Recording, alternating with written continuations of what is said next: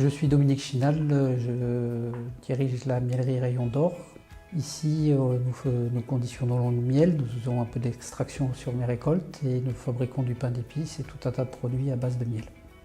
On est ici dans les Pyrénées-Orientales, dans un terroir d'apiculture qui est très intéressant parce qu'en fait on a dans la partie plaine tout ce qui est méditerranéen avec les fleurs type romarin, lavande, steca ou des choses comme ça qui sont typiquement méditerranéennes. Et après, en milieu de saison, on monte dans les zones de montagne où on va faire du châtaignier, du tilleul, pendant l'été de la calune, donc la bruyère de montagne.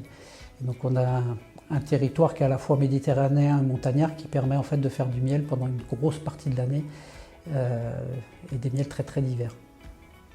On est pour certains sur la 4e génération d'apiculteurs qui apportent leur miel chez Rayon d'Or.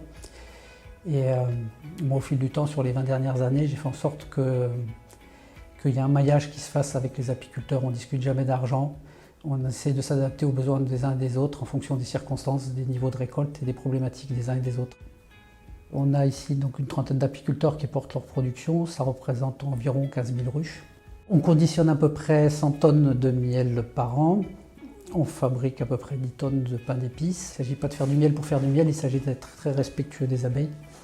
Donc je dirais que globalement tous les apiculteurs qui portent leur production ici sont des gens en phase avec les bonnes pratiques. Dans les 20 dernières années, on n'a pas beaucoup fait augmenter les volumes parce que de toute façon, on a des productions qui sont plutôt en baisse. Donc on a plutôt diminué le format des pots pour compenser les baisses de production. Par contre, on valorise toutes les récoltes, ce qui n'était pas forcément le cas autrefois. Les saveurs des Pyrénées, ça nous apporte une diversification de clientèle, puisque c'est des clients qu'on n'avait pas, et donc sur des territoires différents, et voire un peu d'export, ce qu'on fait très très peu. Donc ça permet de ne pas mettre tous les œufs dans le même panier, et donc c'est important d'avoir toujours une diversité de clientèle. Et après, ce qui est intéressant, c'est aussi la rencontre avec les autres producteurs, et d'échanger aussi, ça c'est extrêmement intéressant. Ce qui nous différencie beaucoup sur le marché du miel, c'est qu'il y a principalement des très gros opérateurs qu'on retrouve dans la grande distribution, mais après des entreprises avec une seule personne, voire un couple qui travaillent ensemble, mais c'est donc que des toutes petites structures. Alors nous, on est un peu entre les deux, puisqu'on est quand même un peu structuré, et donc en fait, il y a très peu d'entreprises qui ressemblent à la nôtre dans le secteur du miel. Au stade où on en est, nous, la problématique majeure, c'est évidemment la matière première, à savoir le miel. Et donc, si on est dans une situation où on manque de miel, c'est parce qu'on a des pertes de colonies qui sont très importantes. Donc, tout l'enjeu aujourd'hui, c'est d'arriver à avoir une démarche collective pour arriver à maintenir les cheptels.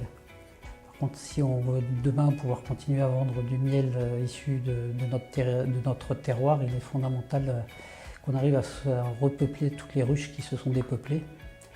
Et aussi, ça nous oblige à prendre la succession d'un certain nombre d'anciens qui n'auront pas de repreneurs. L'apiculture, clairement, c'est un métier de passion. C'est quelque chose qu'on ne peut pas faire si on n'y prend pas de plaisir, parce que c'est exigeant. Pour ceux qui ont pu aller sur les ruches, ils ont pu voir qu'il y fait chaud, qu'on transpire beaucoup, et qu'il faut rester zen, parce qu'il y a un peu de mouvement, il y a un peu de vie. Et donc, c'est vraiment un métier de passionné.